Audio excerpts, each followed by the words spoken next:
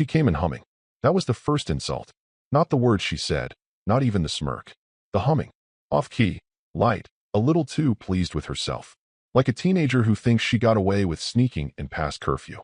She had on one of those silk robes she used to only wear on our anniversaries, back when anniversaries meant something. This time, it was sliding off her shoulder like a badge of conquest. She had wine in her hand. Cabernet.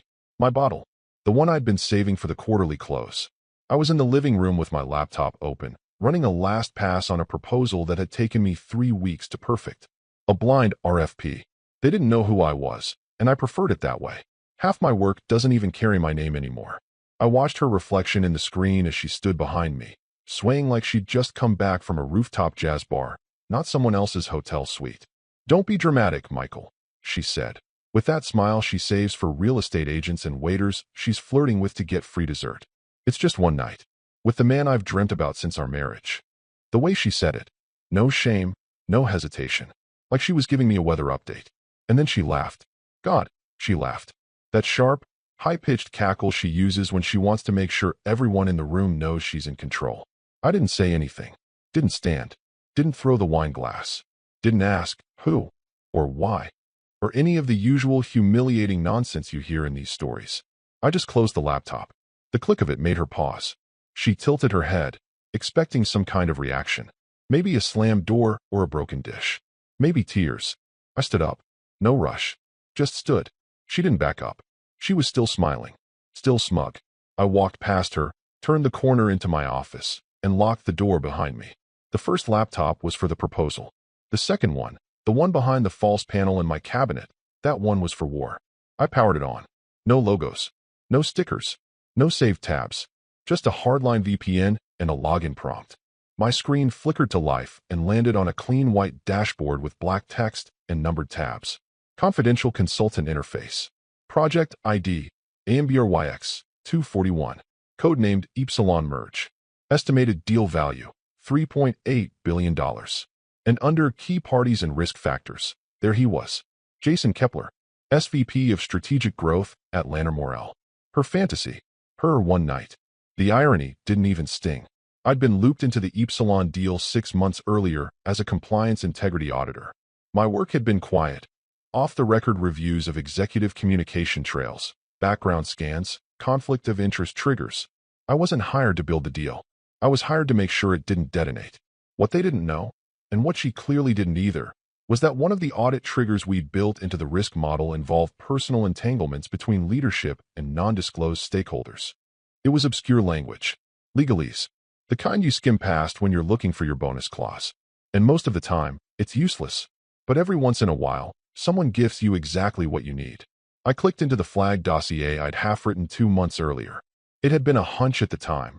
Jason's recurring travel overlaps, an unusual pattern of hotel stays, inconsistent calendar entries around his scheduled briefings with senior counsel. Nothing concrete.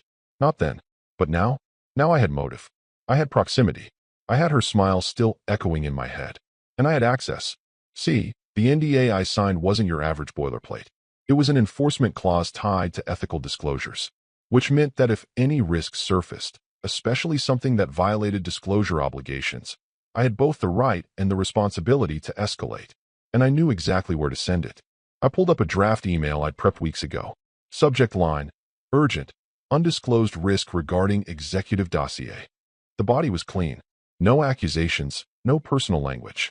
Just dates, logs, hotel records, internal emails, and a cross-reference snapshot of Jason's travel activity tied to one very specific companion, my wife.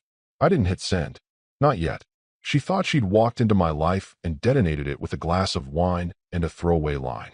She thought I was still the man who held her purse at conferences and edited her resumes while she flirted with other men over networking dinners.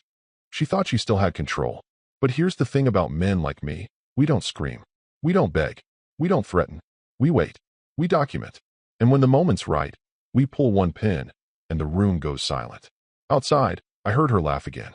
Watching some garbage show she only liked when she was tipsy, probably texting him. I leaned back in my chair, hands behind my head, and finally smiled. Okay, I thought. Let's see how dramatic this gets. Sunday morning, the sun came up like nothing had happened. That's what always gets me, the way nature doesn't flinch. The birds still chirp, the coffee still brews, and the woman who detonated your marriage still sleeps diagonally across your bed like she owns it. She didn't even wake up when I got up at 6. Not when I fed the dog. Not when I made pancakes and left hers untouched on the stove. She stirred slightly when I took the mower out of the shed, but that was it. Just a stretch and a muttered yawn. Nothing resembling guilt. She didn't expect consequences. That much was obvious. To her, it was over.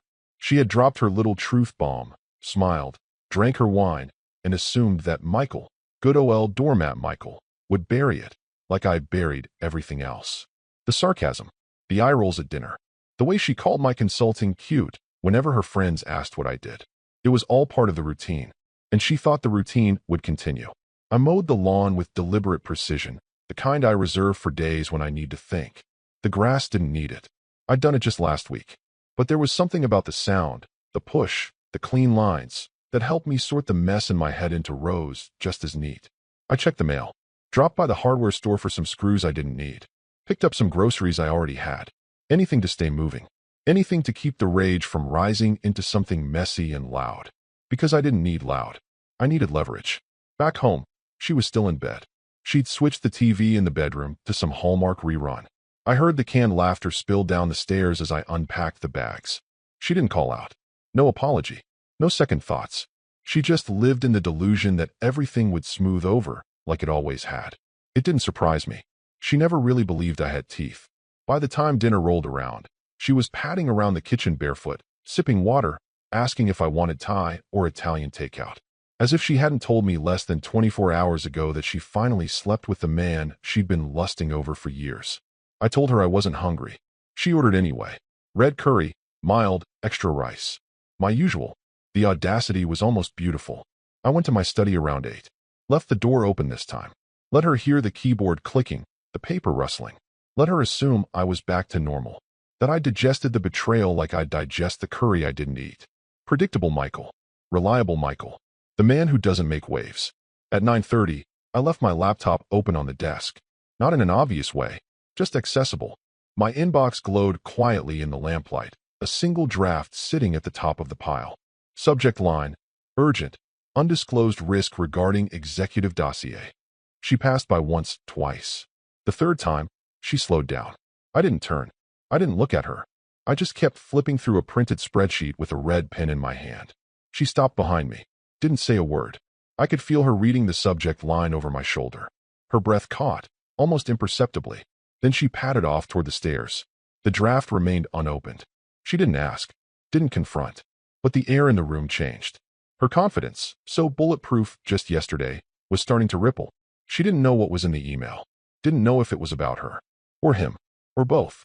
But she knew it wasn't nothing. And that was the point. Upstairs, the TV came back on, louder than before. Overcompensating. Drowning out her thoughts. She was pacing. I could hear it. Soft feet on hardwood. The occasional creak near the closet.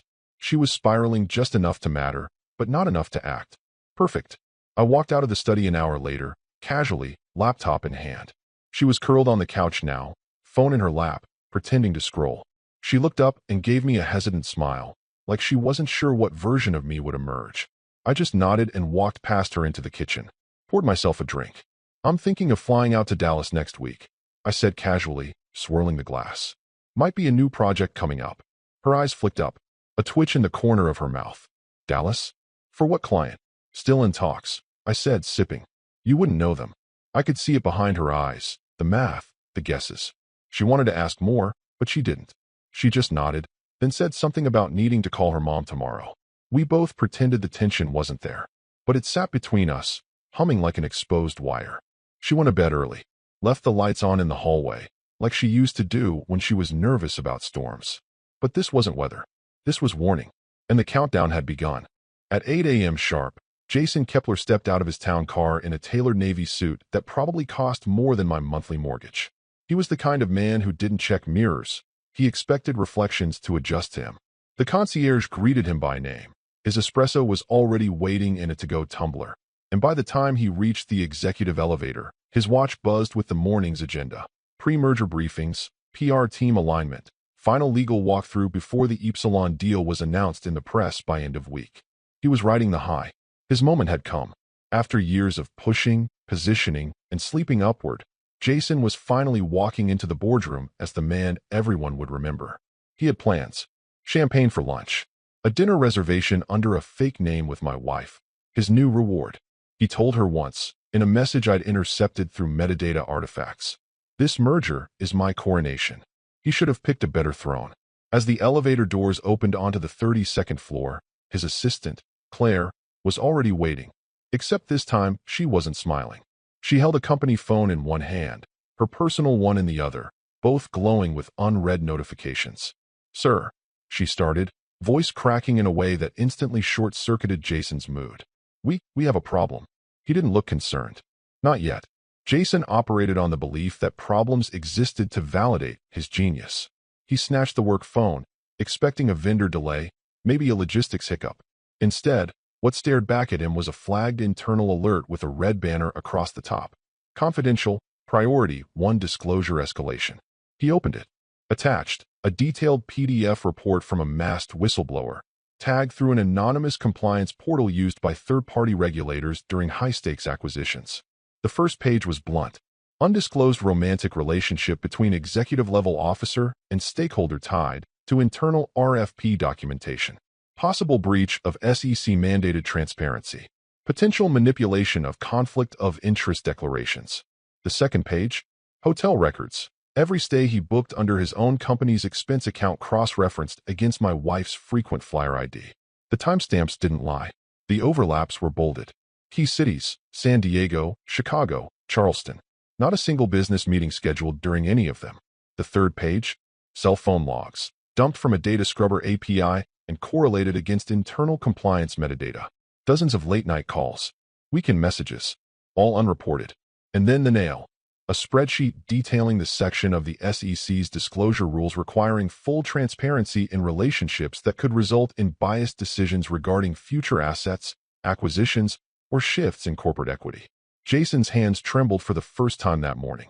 He closed the report and turned toward the glass wall at the end of the hallway. His reflection looked paler than he remembered. He tried to steady his breathing, glancing around as if the leak might be hiding in a corner. "What else?" he asked Claire, his voice low, nearly a growl. She hesitated. "The acquiring firm CEO has received a second email. It's not in our system. It's direct." His blood drained. "How do you know that?" She didn't answer with words. She turned her phone toward him. A screenshot from a friend in the other firm. An email with the subject, Supplemental Risk Disclosure, Executive Entanglement, Epsilon Merge. Sent from a one-time use Proton address. No traceable metadata. The attachments were the same. Jason turned on his heel and stormed into the nearest empty office. He slammed the door shut. The windows didn't stop sound. People heard it. He started pacing, fast. Pulled out his personal phone and dialed. Once. Twice. Straight to voicemail. My wife wasn't answering. Because she didn't know yet. The boardroom down the hall was already filling with partners, lawyers, and executives buzzing about numbers, post-merger integrations, and stock bumps. Jason leaned against the doorframe, suddenly unsure if he should walk in. The voice in his head, the one that used to whisper seductions and strategies, was now screaming something he hadn't heard before. "You're not in control anymore." He opened his laptop, tried logging into the data room. Access was delayed, probably flagged, probably locked, pending internal review. In a single hour, the language around him changed. From success and rollout to audit hold and escalation protocol. People whispered louder. Eyebrows furrowed deeper. Claire peeked in, her voice tighter now. "Legal wants to know if you've disclosed any personal conflicts that might affect decision-making." Jason didn't answer, because suddenly, the answer mattered. The empire he built on charm, shortcuts, and charm again was cracking. Not because of a mistake, but because someone had been watching. Quietly, carefully, waiting, not to ruin him, but to reveal him. And now, the reveal had begun.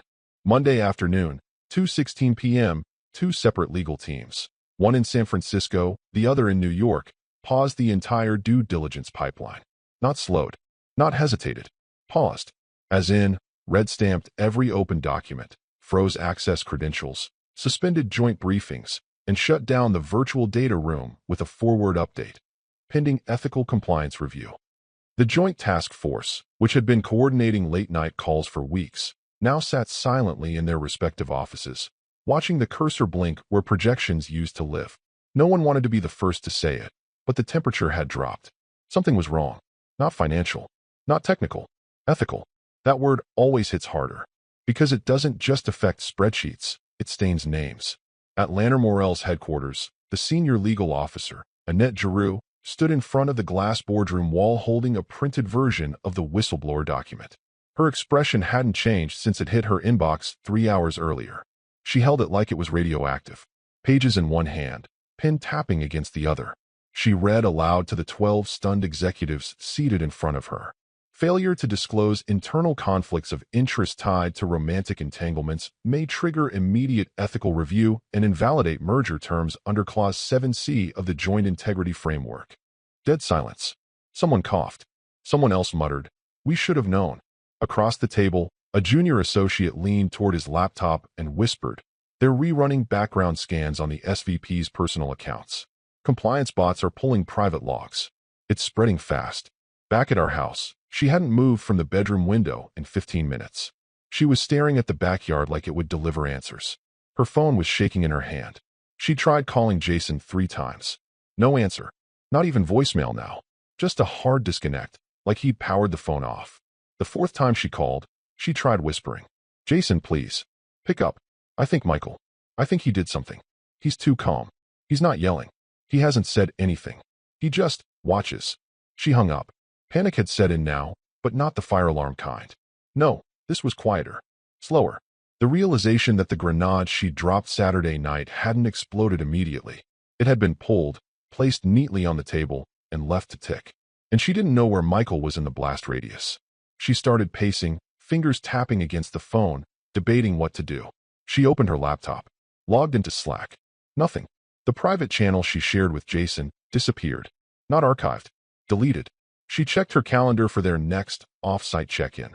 That lie she sold to HR about quarterly planning retreats. The event was gone. Not canceled. Erased. Her email pinged. One new message from legal. Subject, notice of potential internal review, immediate action required. She read the first line twice. "We have received preliminary documentation indicating possible breach of fiduciary transparency via romantic entanglements with personnel connected to the Epsilon acquisition. Please be advised your presence may be required for clarification interviews." And there it was, her name, formally looped in. Not protected by Jason's status. Not hidden by proximity. Not deflected by charm. She fumbled for her phone again, called him one more time. This time, she didn't even wait for a ring. She just started talking into the silence. Michael wouldn't, would he? She asked it like a question, but it came out like a plea.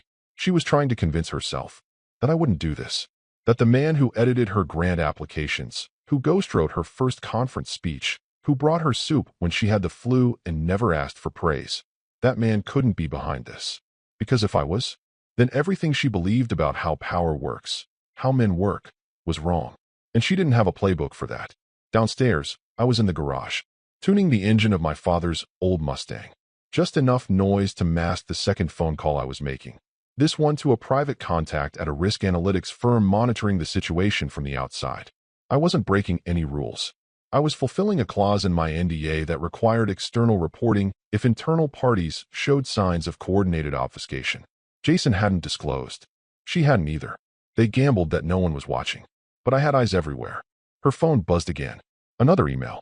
This one from Jason's assistant. "Please be advised. All communications are being routed through counsel until further notice. Jason will not be available for unscheduled contact." Translation, she'd been cut loose. And for the first time, she felt it. Not regret, not guilt, but exposure. She walked back to the window, still gripping the phone like it could reverse time. Stared out into the empty yard where I had planted her favorite hydrangeas last spring. They were wilting, just like her illusion of control. She arrived at her office Tuesday morning pretending the world was still in one piece.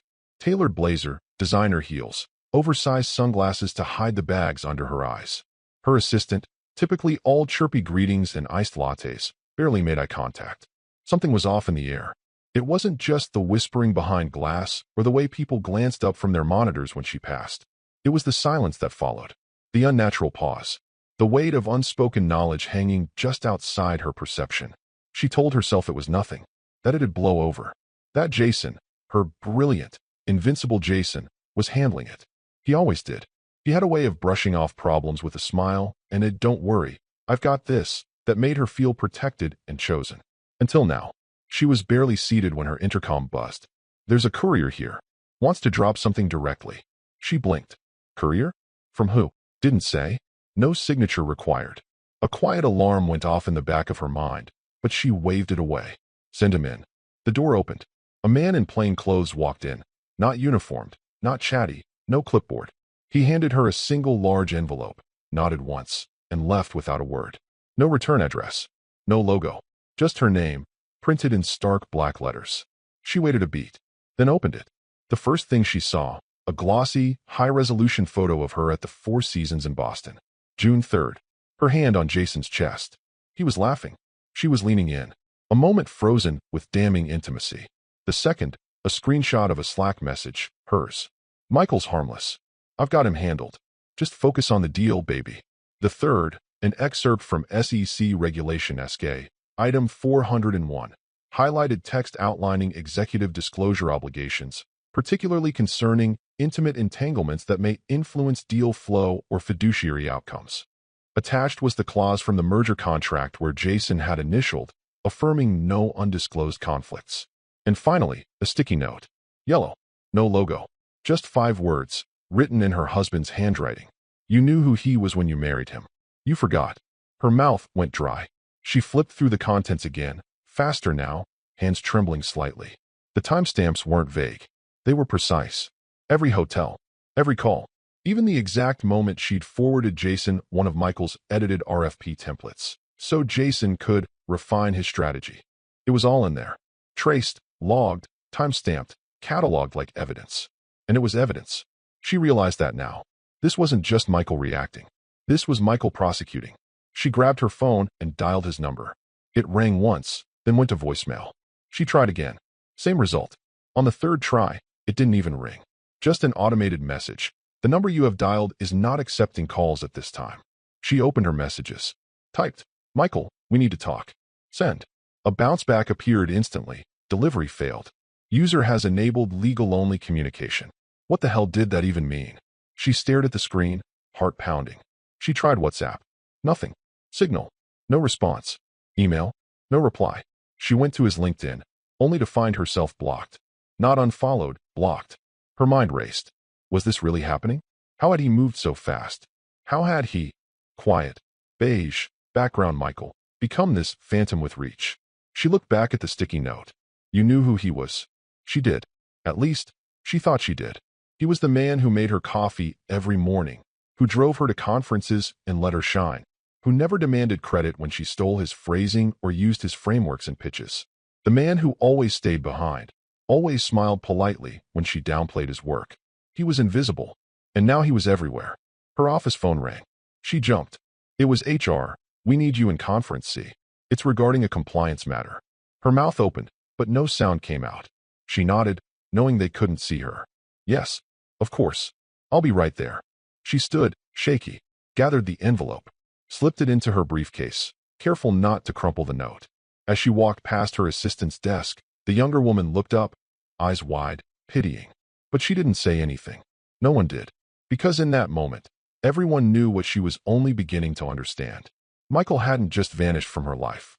He'd erased her safety net, cut the cords, locked the exits, and she was now alone, suspended over a fire she helped ignite.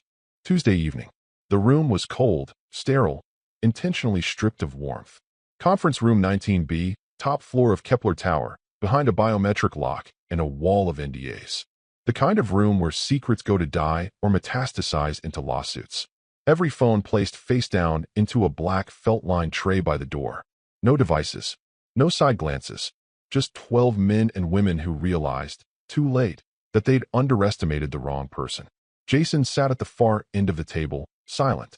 His usual smirk replaced by a flat stare.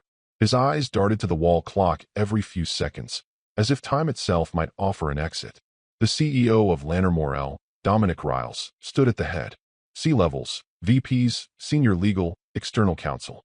No one was relaxed. The room buzzed, not with voices, but with unspoken dread. Let's get this out of the way, Dominic began, voice low and tight.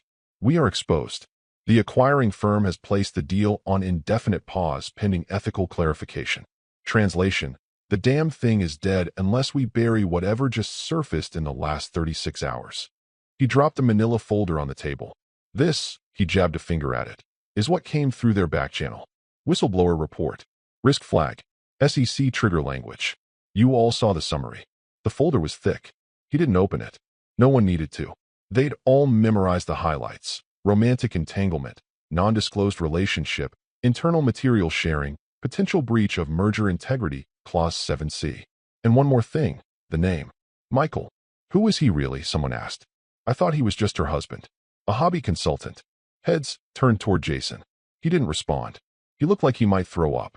A woman from legal, eyes hollow from 2 nights without sleep, leaned forward. We ran a deeper check. Everyone stiffened.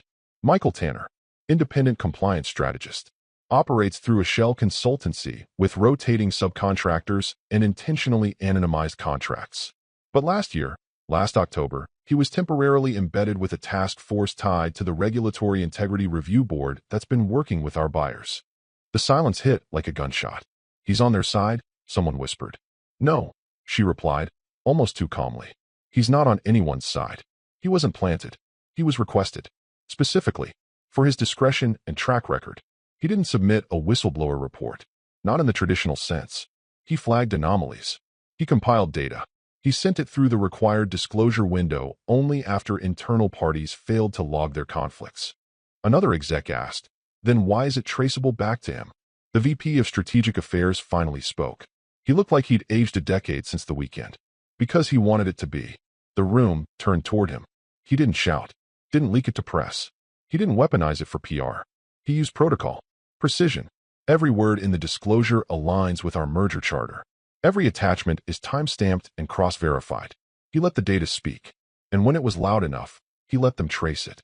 But why? Someone finally blurted. For what? Revenge? Ego. Jason let out a brittle laugh. Not joyful. Not mocking. Just hollow. Because he was watching the whole time. And we thought he was a ghost. He looked up at the others now. Not to ask for sympathy, but to confess something closer to awe. I used his pitch template for the Epsilon prep deck. Literally copy-pasted it. He swallowed. She said it would impress the board. He'd written it months earlier. For a different firm. I didn't even know he was looped in. Dominic gritted his teeth. You plagiarized an embedded compliance officer's framework for a deal he was shadow auditing? Jason didn't nod. He didn't need to. Jesus Christ, Dominic whispered. The woman from legal side. This isn't just a betrayal. It's poetic. That word, poetic, stung more than anyone expected. Because it was true. Every piece of this was deliberate. The data wasn't leaked, it was released. Each page of the report followed a breadcrumb trail none of them saw coming. The matches weren't lit by anger. They were arranged carefully, logically, professionally, by someone they dismissed as irrelevant. Dominic picked up the folder again, shaking his head. You know what I realized reading this? No one answered. He didn't out us. He didn't go rogue. He didn't yell, didn't threaten, didn't even demand anything. He just laid it all out. Like he knew we'd self-destruct if given enough time. The external counsel finally broke his silence. We need to notify insurers and start preparing contingency statements. And Jason, Dominic added, turning to the man he once called his golden boy. You're going to step back? Quietly. Today. Jason nodded. No fight left in him. No one mentioned her name. Not directly. But they all knew. She wasn't just Jason's entanglement. She was the fuse. The liability they didn't see coming. Because she brought him in under false pretense. And because none of them bothered to ask. Who was Michael Tanner, really? Now they knew. And they would never forget. By Wednesday morning, she'd given up on Jason. He hadn't called. Not once. Not a word since his access was pulled, and the board forced him to step back indefinitely. She only learned about it through whispers at work. 2 interns gossiping in the break room, not knowing she was just around the corner, frozen mid-step as they muttered about the golden boy being unceremoniously benched. The term hit her like a slap, because she'd once used it herself, unceremonious, to describe another woman's fall from grace. Back when she thought she was untouchable, now she was watching it unfold in real time. And no one was reaching out to stop it. Not Jason, not her colleagues, not even the old friends who used to orbit her social events like satellites, always eager to be near the glow. Which is why, after a sleepless night and a morning full of half-written apologies she never sent, She opened her contacts list and scrolled with shaking fingers until she found the name, Harold D. Freyman, investment lawyer, longtime family friend, a man who once held her on his shoulders at her 5th birthday party and had given a toast at her wedding with mist in his eyes. He'd know what to do. She hit call. It rang 4 times before he picked up. Harold, thank God, she breathed, already unraveling. I need your help. It's bad. The firm's in free fall, Jason's frozen out, I'm being looped into ethics reviews, and Michael's not talking to me. Everything's happening so fast, and I need advice. I need to know what's salvageable. You always said if I ever need it. His voice cut her off like a razor. You're calling now? The silence that followed wasn't confusion. It was judgment. I what? She said, taken aback. Harold, I wouldn't call unless. I know exactly why you're calling, he said. You want to know what can be saved. Legally, financially, socially. What little leverage you might still have in the burn pile you set on fire. She blinked, stunned. This isn't fair. You don't know the full story. Oh, I do, he said flatly. Michael briefed me 3 weeks ago. Everything in her chest collapsed inward. I advised him on disclosure windows, Harold continued, unemotional. Told him when to escalate, how to keep distance, which paths left the cleanest legal footprint. Her voice cracked. You helped him. I warned him. She tried to speak. Failed. Then, finally, why? A pause. Then came the line that would burn her from the inside out. Because he said you'd test him. I told him to wait until you did. It wasn't rage in his tone. It was regret. The kind people save for watching a train wreck they couldn't stop because the conductor had already closed his eyes. She tried to muster the performance, the soft quiver, the humble inflection. Harold, you've known me my whole life. Yes, he said sharply. I have. That's why I know when you're lying. And it's also why I told him to prepare quietly, not loudly. Because men like Michael don't yell. They build exits. The silence that followed wasn't shared. It was one-sided. He'd already made peace. She hadn't. Michael trusted you, she whispered. No, Harold said. Michael trusted you. I just made sure he had a parachute when you lit the engine on fire. The line went dead. She stood in the middle of her living room, phone still in hand, face drained of color. The carpet beneath her felt like it was shifting, like her entire house had been built on sand, and she was only just now noticing. She tried calling back. No answer. She texted. Please. We need to talk. Nothing. She opened her laptop, stared at the email threads from legal piling up. New phrases stood out now: willful concealment, failure to disclose, reputational breach, potential exposure. She closed the screen. For the first time in years, she was completely alone. Jason had vanished. Michael had turned to smoke. Her professional allies were backing away, one by one. And now Harold, her fallback, her moral safety net, had revealed that he'd been standing in the other camp the whole time. Not spying. Waiting. And now she understood something she hadn't when she laughed in Michael's face days earlier. She hadn't hurt a weak man. She'd betrayed a silent strategist. And he'd simply given her enough rope to test the strength of their vows and hang her future on the result. Thursday morning came bitter and gray. The kind of sky that doesn't just threaten rain. It dares you to step outside without an umbrella. She dressed carefully anyway. Conservative blazer, pearl earrings, low heels. Makeup light, hair pinned back just so. The look of control. Of a woman unshaken. It was a costume. She pulled into the lot of her downtown office at 7:58 a.m., 2 minutes early like always, her Range Rover sliding into the executive row like it still belonged there. A man in a delivery van glanced up from his coffee and did a double take. She didn't know if it was recognition or curiosity. Lately, they looked the same. She walked with purpose across the marble-tiled lobby, nodding once to the security guard she never bothered to learn the name of. He didn't nod back. Her access badge hit the scanner with a clean swipe and a hopeful blink. Red light. Access denied. She froze. Swiped again. Red. She turned toward the guard. He didn't move.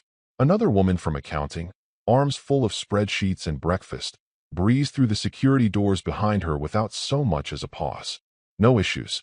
Just a glance in her direction, short, confused, then quickly avoided. A phone rang. She turned around to find 2 HR representatives standing in the corner of the lobby, already watching her. The older one, a woman with tight curls and tighter lips, stepped forward. She was holding a manila folder. A sad little thing. No briefcase. No laptop. No apology. We need to speak with you. In the lobby? She asked, voice sharp, indignant. In private, if you'd prefer, the woman replied. But you no longer have floor access, and your laptop has been suspended. She opened the folder. On top, a single sheet of paper. Voluntary resignation agreement. Typed. Predated. I didn't resign, she snapped, throat suddenly dry. The woman didn't flinch. No, but after legal review, it was determined that your continued presence on site poses a reputational risk to both the merger and the firm's public image. Reputational risk. She'd used that phrase herself before, on others. Low performers. Scandals. Missteps that embarrassed the brand. She'd watched from this very lobby as others had been quietly ushered out with tight smiles and sealed envelopes. Now it was her turn. Her co-workers were arriving in waves now, flowing past the glass like fish in a tank. Many paused, just slightly, just long enough to register her face, the envelope, the frozen badge scanner, the HR staff. No one waved. No one offered help. No one asked if she was okay. She glanced back at the resignation form. It was thick with clauses. Standard language. A non-disclosure covering all aspects of internal investigation. A severance offer, barely a quarter of what she was worth. And at the bottom, a line to sign away her access. Her ID. Her history. Her future. This is absurd, she said, her voice cracking just a little too high. I built this office. I helped land Epsilon before Jason even pitched the deal. You don't just erase someone like me because of personal issues. The younger HR rep, the one who hadn't spoken yet, cleared his throat. This isn't about personal issues. It's about trust. And you signed a disclosure agreement 6 years ago when you were promoted. Section 12. Relationships that may influence internal decision-making are to be declared immediately. Her jaw clenched. He was never. Jason has already signed his paperwork, the older woman said. The words landed like a punch to the ribs. Jason had signed.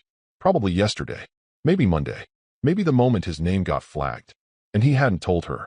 She looked down at the paper again. Her hand hovered over the pen clipped to the folder's edge. Her vision blurred just enough to smear the words. The bottom line stared up at her, hungry and inevitable. She signed. They handed her a sealed white envelope marked Final Pay. Another marked Personal Belongings. A third, larger one, unmarked but clearly containing the bulk of her office desk. The way it had been packed felt surgical. Impersonal. Her phone buzzed. A group chat lighting up with celebratory emojis and digital champagne gifts. Someone had made partner. Not her. She walked out of the building, envelope under one arm, shoulders squared as much as they could be. Outside, the rain had finally started. Light at first, then harder. She stood on the curb, watching cars pass. No ride waiting, no umbrella. Her reputation wasn't just bruised. It was radioactive. And somewhere, she didn't know where, Michael was watching. Not vindictive. Not gloating. Just quiet. Like the rain. Like a storm that doesn't roar. Just falls. Relentlessly. Until everything is washed clean. It was barely past 4 in the morning when her phone lit up. 1 missed call. 2. 3. She stirred in the dark, face half buried in the pillow, brain fogged with exhaustion and denial. The apartment was silent except for the hum of the fridge and the storm outside, soft but steady. Her hair was still damp from the rain the night before. Her resignation papers were folded on the dining table, ignored. The white envelopes sat unopened next to a wine glass with a lipstick smear that didn't belong to confidence anymore. The 4th ring she picked up. Hello. What did you do? Jason's CEO, Dominic Riles. His voice wasn't just loud, it was unraveling. 2 banks have pulled their financing. 2. Gone. Pulled everything. Do you understand what that means? She sat up in bed, blinking, heart hammering. Dominic, wait, what? I don't. The acquiring firm just suspended the deal. Not paused. Suspended. Our legal's calling it a preemptive containment action pending further disclosures. They used that exact phrase. Who the hell is your husband? She swallowed. I told you he's a consultant. He's no one. He's not no one. Riles roared. He was embedded with the pre-acquisition ethics review team. We didn't know until today. You brought him into proximity. You exposed us to a compliance conflict, and now the entire regulatory framework is under revision. The SEC is watching our emails in real time. Do you understand the magnitude of this? She couldn't speak. Not because she didn't want to, but because she couldn't tell him what he was asking. Who is your husband? She didn't know anymore. She thought she did. Michael had been soft-spoken, patient, careful. The man who made sure her tires were always aired and who once stayed up until 3 a.m. to help her prepare for a presentation he wasn't even invited to. He didn't raise his voice. He didn't hold grudges. He didn't need credit.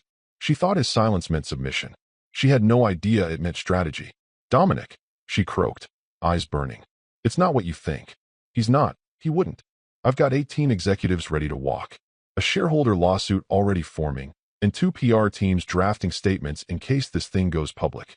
The due diligence trail? Immaculate. You know how hard that is to do and leave breadcrumbs? He signed nothing, gave no interviews, said nothing. He just assembled the facts and left them where they'd be found. And now we've been found. She stared at the ceiling, her mouth dry, her pulse thudding in her ears. He was right. Michael never shouted, never made threats. He just let the house collapse from the inside and timed the detonation to land after everyone ignored the fire alarm. The line went quiet for a second. Then Riles said, quieter now, "Who exactly did you say your husband is?" She couldn't answer. She just couldn't. He hung up. She sat there, the screen glowing in her hand, casting pale light across the room. Her reflection stared back at her from the darkened TV screen. Hair a mess, eyes puffy, shoulders slumped. Finally, she stood. She walked to the table, pulled out the manila folder Michael had left her days earlier, and flipped through it one more time. This time, slower. The final document wasn't legalese. It wasn't a threat. It wasn't angry. It was just a memo. At the bottom, cleanly printed, was one line.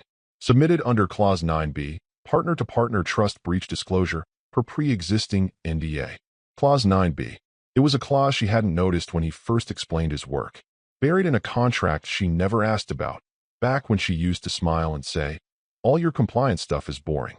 I'll just take your word for it." She took his word. And now he'd used it. Partner-to-partner trust breach disclosure. Not employer. Not spouse. Not consultant. Partner. He didn't go around her.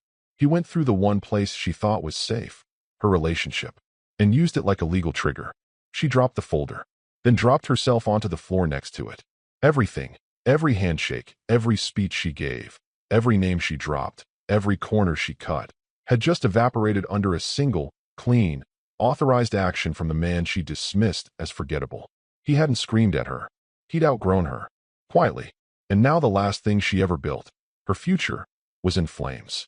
And all she had left was a signature she didn't remember him collecting, and a silence that didn't forgive. Saturday. Exactly 1 week after the night she laughed in his face and poured herself a victory glass of Cabernet, Michael Tanner stepped onto a stage she hadn't known he was even in the running for. The Lorman Institute of Corporate Ethics and Legacy Stewardship held its annual summit in a private Colorado lodge. Invite only, executive level, closed cameras except for a secure live stream granted to alumni and past speakers. She wouldn't have known about it at all if not for the link that arrived in her inbox at 10:52 a.m. Subject line, "You might want to watch this." HF. Harold. Of course. She stared at the link for a long time before clicking. By then, the video had already begun buffering. The image stuttered and blurred. Her Wi-Fi was unreliable ever since she'd been forced to cancel her high-speed corporate plan. When the picture cleared, there he was. Michael. On stage. Trim beard, charcoal suit, no tie. Calm. Commanding. Applauded. The camera panned across the audience. Executives, legal giants, compliance officers, financial gatekeepers. Some of the very people who'd once responded to her emails, who had shaken her hand at luncheons, who had attended panels she moderated at investor summits. Now they were standing. For him. The applause didn't die down quickly. It swelled. Respectful, genuine. The kind of reaction reserved not for heroes, but for people who've quietly saved others from the fallout they never saw coming. Michael adjusted the mic. No notes in front of him. No teleprompter. Just him in a room full of power. "I was married," he began, voice steady, "to someone who believed silence was weakness." The room stilled. Total attention. "I disagree." She exhaled shakily, watching from the cracked screen of her old iPad. The same one he bought her 2 birthdays ago. The battery was failing, and the edges had splintered from being dropped too many times on too many tiled hotel floors. But the live stream kept playing, glitchy but persistent. "I've spent most of my professional life behind curtains," Michael continued. "Ghostwriting, consulting, reviewing, always in someone else's name. I thought that was safety. I thought invisibility was power.